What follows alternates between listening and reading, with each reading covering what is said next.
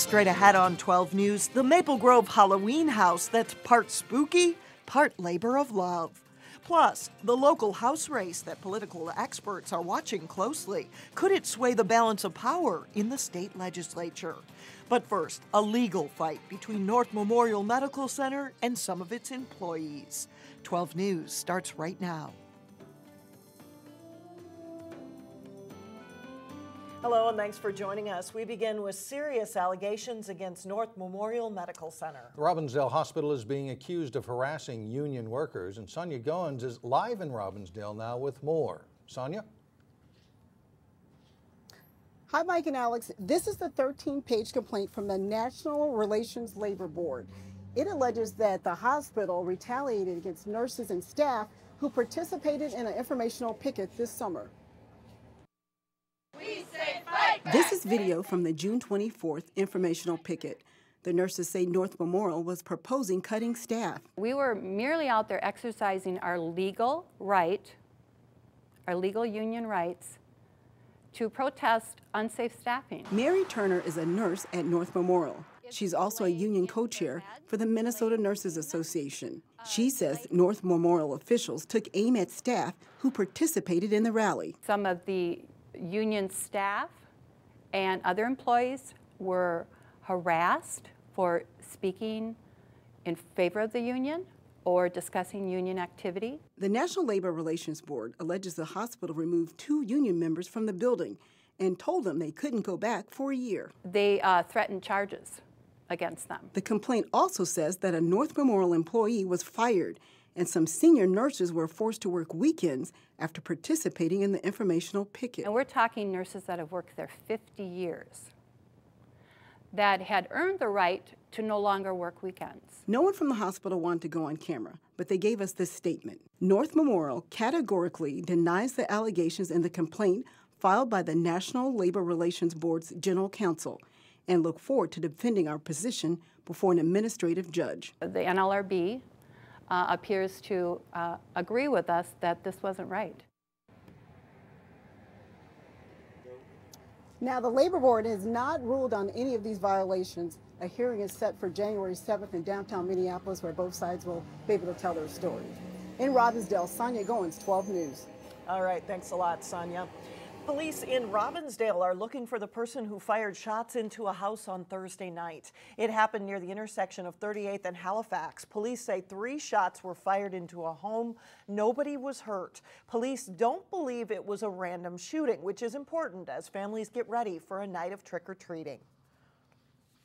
Considering there's going to be trick-or-treaters tonight, we wanted to make sure that people were aware that this happened and let them know that we're going to have extra patrols in that area as well as throughout the city for Halloween tonight. Another resident heard the shots and got a glimpse of an older light-colored car as it sped away. If you have any information, you're asked to call police at 531-1220.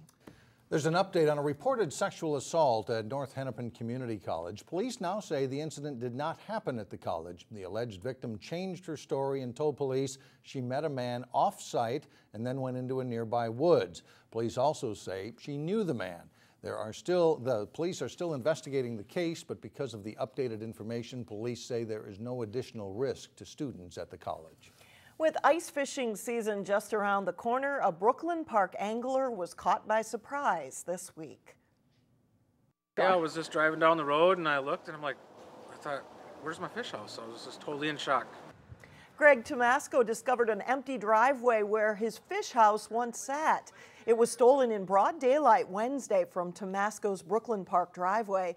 The $4,000 fish house also had all of Tomasco's fishing equipment, including his 2 daughters' gear inside as well.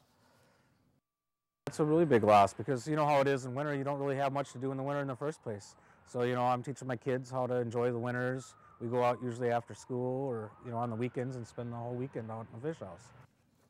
If you have any information, you're urged to contact Brooklyn Park Police. Now to Local Vote 2014 and a House race that could shift the balance of power in the Minnesota legislature. As Delane Cleveland reports, one of the races garnering significant attention is Plymouth's House District 44B. Minnesota's majestic state capitol isn't as recognizable today as it has been in years past. The building is under construction, but that's not the only work being done with regards to the capitol. Political experts say there are between 8 to 15 competitive races for the state house. Those races will help determine which party gains control. In the race for House District 44B, the Republicans and Democrats have spent a combined $252,000. That is a phenomenal amount of money. David Schultz is a political science professor at Hamline University. The seats that are going to determine who controls the House of Representatives, we're going to see in those seats probably way in excess of $100 to $200, maybe $300,000 being spent. And 44B is one of them. District 44B is made up of Minnetonka and Plymouth. DFLer John Benson decided not to run for re-election. Now DFLer John Applebaum and Republican Ryan Rutzik are trying to take over that spot. We need 7 seats to win back the House. This is the campaign car. Rutzik spoke to 12 News earlier this week to talk about the competitive race. The Democrats feel it's their seat. The Republicans felt that it was their seat. So I would say it's highly competitive. It's very divided. It's literally a 50-50 kind of district. Rutzik believes control of the House will be dictated on this race alone. And they think they can pick this one up. According to Professor Schultz, with Governor Dayton leading in the polls and the Democrats in control of the Senate, the GOP is smart to focus their attention and dollars on the state House. This would be the one place, the House of Representatives, where the Republicans could take power.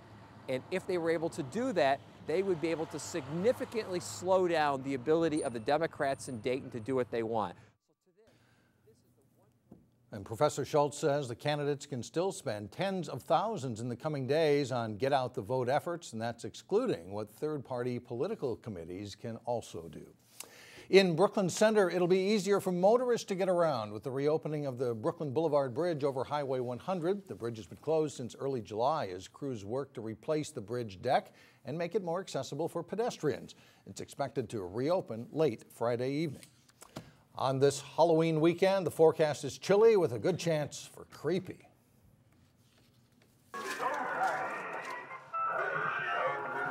That is the inside of a Maple Grove garage transformed into a Halloween-themed tunnel. And outside, take a look at the yard, complete with a cemetery full of handmade tombstones, 12-foot-tall skeletons, and a giant spider web. Mark Jaworski dreams up the ideas all year long, and though he was never a father himself, he loves to see the kids' reaction. It's the expression on the kids, and they're so happy. It's like a new playground for them, and we don't go with anything too scary. This is supposed to be fun. This is the 4th year he and his wife have done it up for Halloween, and it takes about a week of setup. Impressive sight over there in Maple Grove. Love that. Coming up, the kind of Halloween brew that was in high demand today. Then later in sports, a heartbreaker for Wayzata in the state boys soccer championship. We'll show you what happened. But first, the chilliest Halloween since 2006, and it'll only warm up slightly this weekend.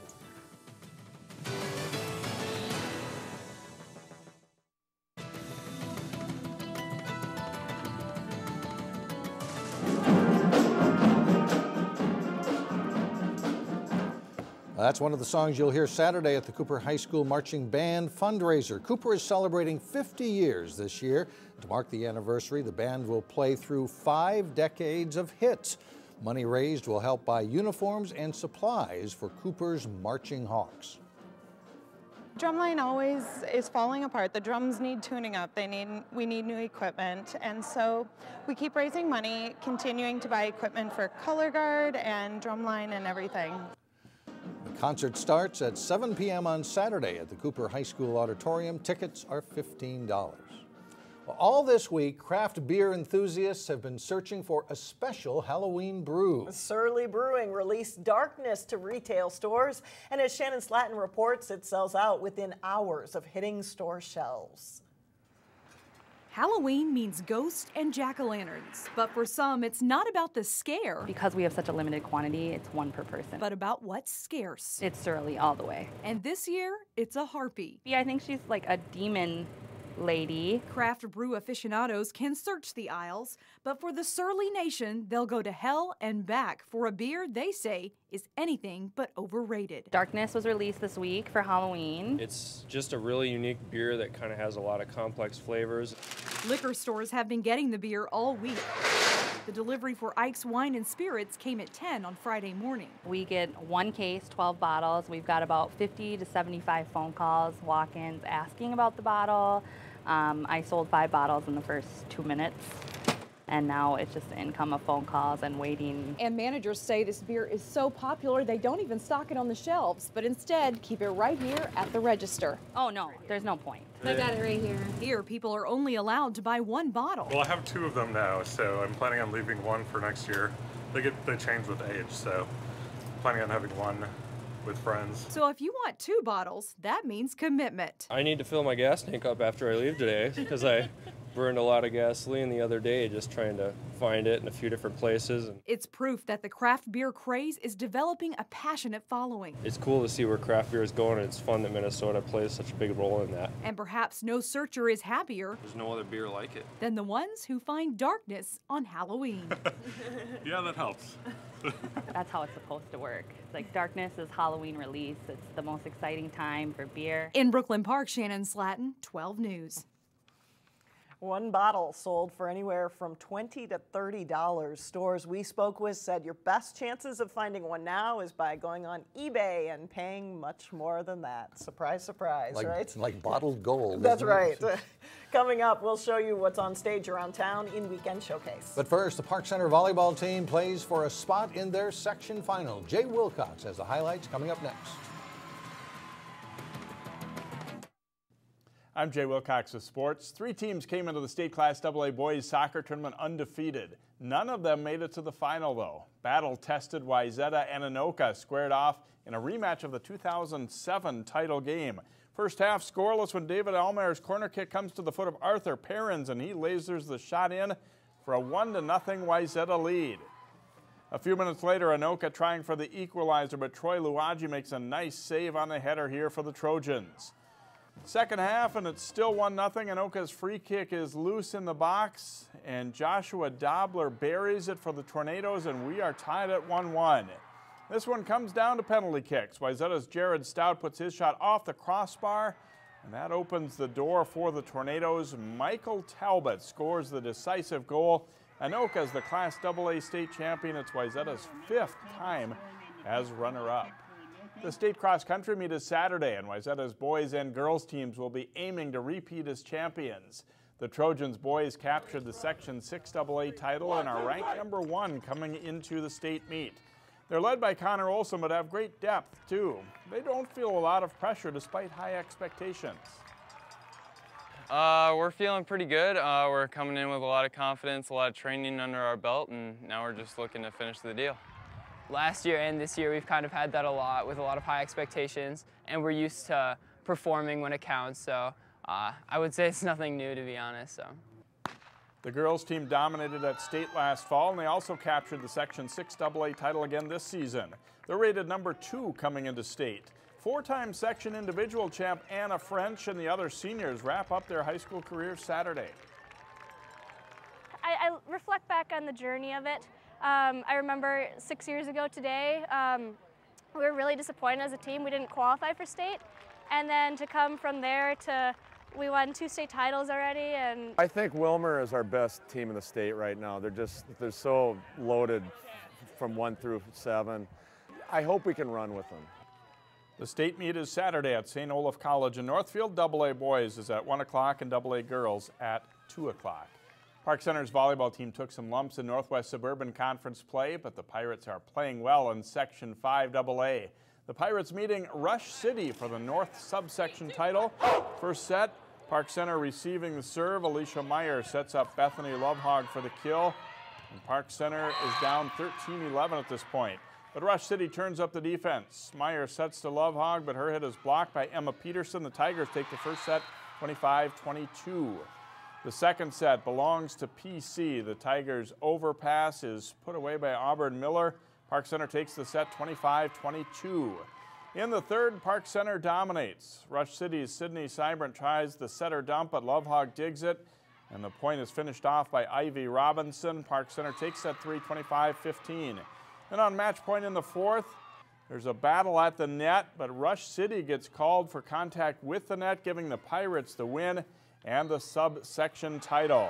The Pirates meet three-time defending section champion Maple Lake for the 5AA title Saturday night at 7 at St. Michael Albertville High School.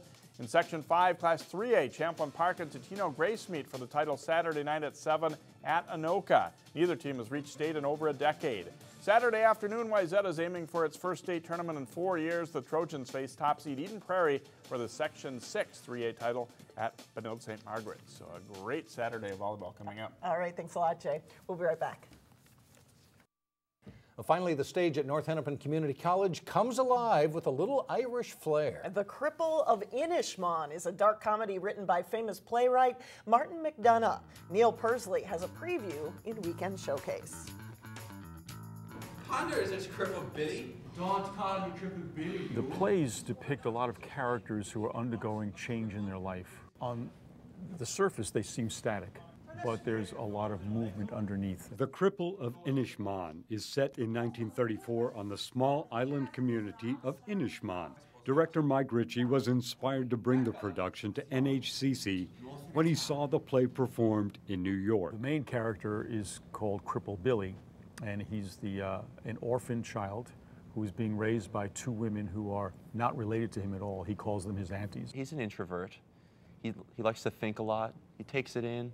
Doesn't really give things out a ton, but when he says things, it's always meaningful. The characters and the social settings of the play are complex and very foreign to us, right down to the strong Irish accent. Director Ritchie brought in a dialect coach to assist the actors. I'd never had any experience with doing a dialect for a role before, so I didn't know what to expect at all. The story follows Cripple Billy and the other characters as they attempt to land a role in a documentary film by going to auditions on a nearby island. No one thinks Cripple Billy has a chance, but he turns out to be the chosen one. He thinks he's going to get chosen, but at the same time, it's still a long shot. The play is described as a dark comedy. They'll laugh and smile at a lot of things, but underneath, you're wondering, why am I laughing at this? Because it's sad. Be ready to explore some very complex social dynamics. Irish people are complicated, and